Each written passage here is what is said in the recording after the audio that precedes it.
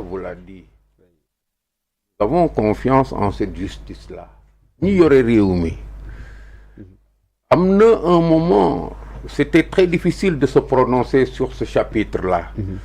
parce que dañu door ñu gis ni ñi fi nu tàllal dara nekkul seen kanam ñu ngi jël nit ñi di yóbbu kaso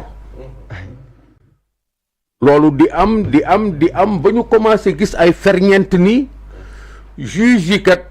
ñoom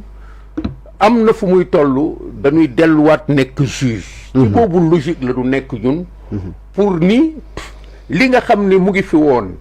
ñu am une justice bi nga xam ni dafa nekk une justice véritable di doxal yoon contre l'État parce que xam nañu ko ci ay dossiers yi nga xam ni am na publicité comme amul publicité la justice sénégalaise a toujours réagi dans des dossiers pour simplement lire le droit, rien que le droit, ak loo ko mën a reprocher quand pour des milliards en jeu su fekkee ni ñoom gëm nañ ni état bi moo tooñ dañu ko mës a sanctionner pour des millions en jeu dañ ko mës a sanctionner mësuñu faral benn état bu fi nekk ci muy bunduxatal ay doomu aadama loolu am na nag ay détails de dérapage yi nga xam ne comme je le dis en tant que policier très souvent ñun dañu am di ŋàññi yoon tant que ñun li nu bugg gisuñu ko ci yoon baaxut mais ça n'empêche que effectivement yoon fii Sénégal nous avons une magistrature à la hauteur du projet bi nga xam ne moom la Sénégal tollu tey suñu demee ba am situation bu mel nii on ne peut que attendre de cette magistrature là qu'elle nous apporte les preuves de ce que foofu la maintenant c'est la lecture du droit nous ne demandons pas aux magistrats de nous satisfaire par rapport ak sunu ndëngte ñii laaj loolu ce serait trahir l'esprit de l'indépendance de la magistrature que de vouloir coûte que coûte ñu fekk si ñu ci sunu métit tout simplement parce que ñun ñooy jàmbat ñun ñoo nekk ci situation dañuy bundu xataal su fekkee ni ñoom li ñuy xool gis nañ ni yoon nii la tëddee nañ wax ni yoon nii la tëddee am nañ ci yaakaar nag ci lecture bi nu am parce que on est dans un domaine tout à fait particulier mooy nous sommes sous l'emprise de l'article 8 de la Constitution qui organise tout cela. Nous sommes sous l'empire de toutes les conventions yi Sénégal signées qui autorisent la presse à s'organiser suivant des modalités yi nga xam ni gisuñu ci loxo yi. Nous sommes dans le secteur du commerce, de l'activité rentable. mosuloo gis ci benn réew ñu ni balaa ngay ubbi sa boutique il faut que ministre bi d'accord. Mais lan moo fi xew du dem et c'est la même chose une activité de presse c'est une activité dans laquelle nit ñi dañ ciy def seen alal def ci seen ñàkk def ci seen mën-mën pour wut dara au départ loolu la suñu créer situation bi nga xam ni yow mii fi ngay daane sa doole nekk professionnel nga war dem rek jël registre de commerce soxla wuloo ku la dimbale ñaanoo kenn dara sa liberté foofu la commencé su fekkee nag yow dans le contexte bi ñuy wax nii dem nga ba soxla ku la dimbale kooku condition yu mu la tegal war nga ci mën a plier wu mais la liberté de créer un organe de presse du dara li mu soumettre mooy ñu yëg la yëglu dong la laaj suñu demee nag ba ñu dugg ci situation bu mel nii dañuy bàyyi xel ni ñun combat bi nga xam ni moom la ñuy xaar justice tranché ko suñu combat la d'abord ensuite nag justice nekk si benn arbitre bi nga xam ne dafa war a indi cëggam mais li nga xam ne ñun moom la ñu sentir ni moom mooy droit bi mooy sunu droit quelle que soit la lecture que la justice va avoir de cette affaire là war nañ ko mën a toppal sunu bopp parce que li fi nekkoon du dëngate li leen permettre ñu am fii Dakar Matin am fii comment dirais-je encore Xalaat TV am fi Yoor am fi du dëngate c'était une situation réelle d'acceptation de l'État de gérer les gens suivant ce que la loi leur permet d'avoir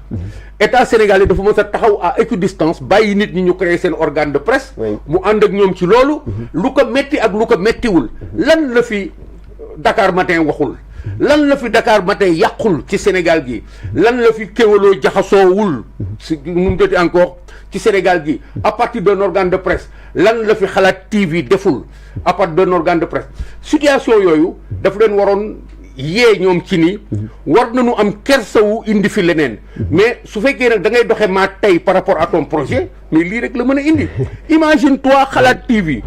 taxaw fii kenn xamul ku nekk ci gannaaw mu naan wéy nii la ñuy defaree cocktail Molotov soo buggee lakk defal nii dem leen ci kër gaañ ñi taal leen lakk leen ainsi de suite on est allé jusqu'à ces extrêmes là loolu dafa waroon indi kersa ci ñi mais nag quand il leur manque de pouvoir respecter les Sénégalais parce qu'ils ne respectent que leur projet, lii la ñu mën a am ci ñoom te xamoon nañ ko ñun depuis qu'ils étaient dans l'opposition ça ne nous dérange pas ça ne va pas nous déranger que la justice ne suive pas dans la direction bi nga xam ne moom la ñuy xaar parce que le combat est le nôtre, le combat est celui de tous les Sénégalais yi nga xam ne fekkee nañu démb y a pas de raison que ñoom au nom de la loi ou de je ne sais quoi du règlement ñu am privilège yu dund ci temps yooyu opposé wu ci temps yooyu di xëccoo di xuloo di def lu leen neex def liñ fi def ñun defaguñ ko keneen defagu ko fi est-ce que tu comprends léegi nag ñu bëgg ñu indil au nom d'une certaine loi ou d'une certaine interprétation des restrictions par rapport à moins que ce qu'ils ont eu à faire bon Dieu de bon sens par rapport à moins que la dictature et de manière orientée et de manière de dictature comment dire de la pensée unique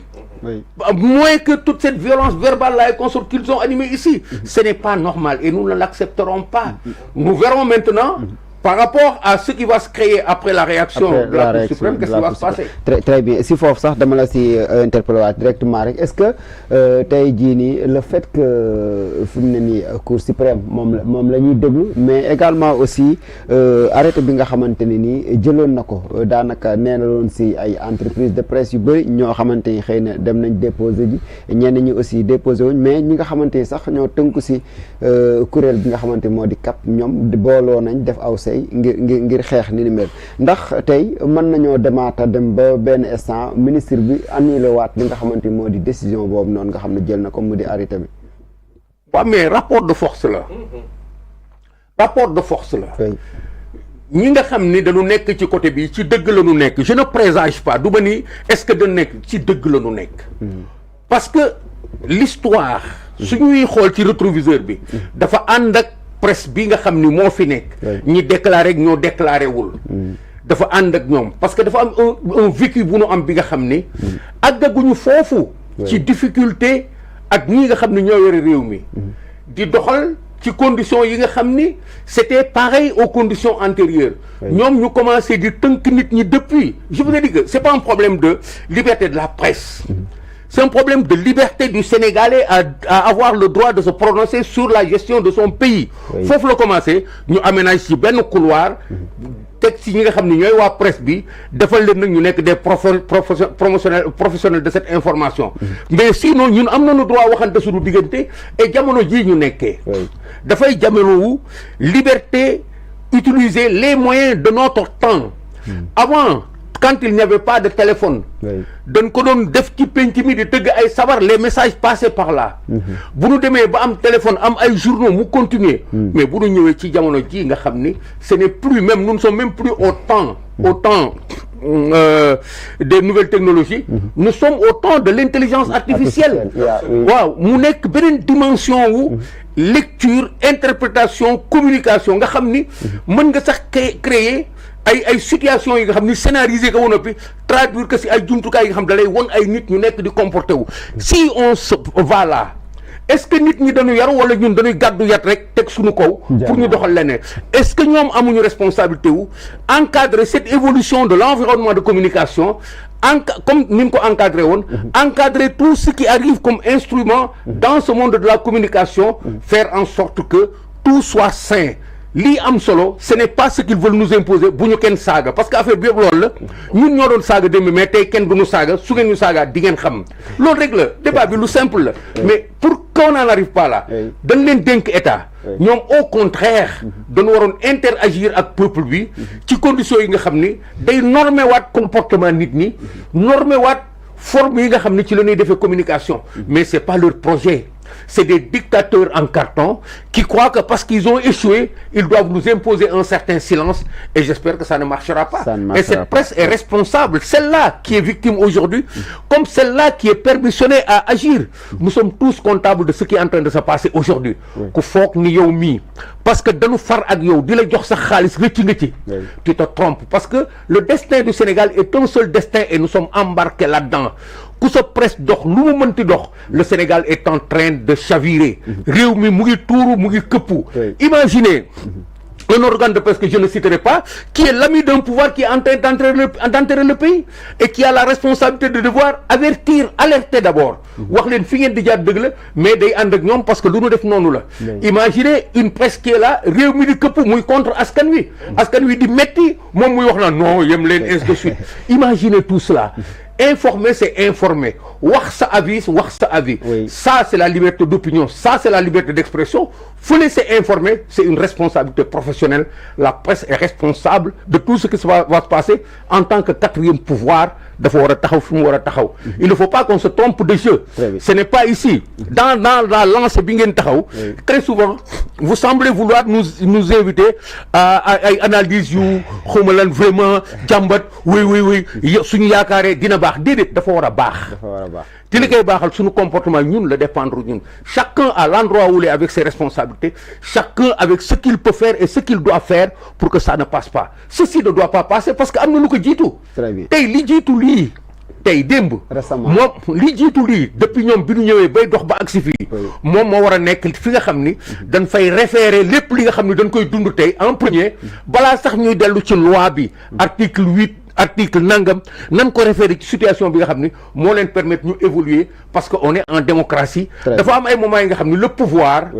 parce que situation bi loolu la doxee dina sax gëmm ci yenn yi nga xam ni c'est des débordements c'est de grosses infractions parce que on est en démocratie danaan c'est un passage étroit de l'évolution politique du pays n'a bàyyi parce que sinon man mii maay causer le blocage et Pastef a bénéficié de cette considération parce que def nañ fi lu leen yóbbu ñoom yëpp kaso du point de vue de ce qu'ils ont eu à faire dans l'information mais le pouvoir qui était là a dit gëmm ay saaga ndey gëmm maa ngi ciy gis léegi benn saaga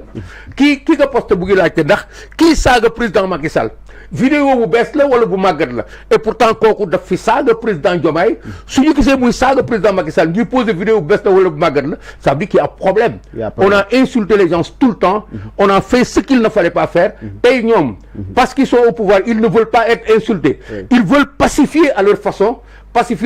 c'est museler tout le monde on ne peut pas museler un peuple. Très bien merci beaucoup Amadou ñu ñëwaat si yow très rapidement rek est-ce que si jamono ji nga xamante ni CAP ñoom génn nañ mu di coordination du ëmb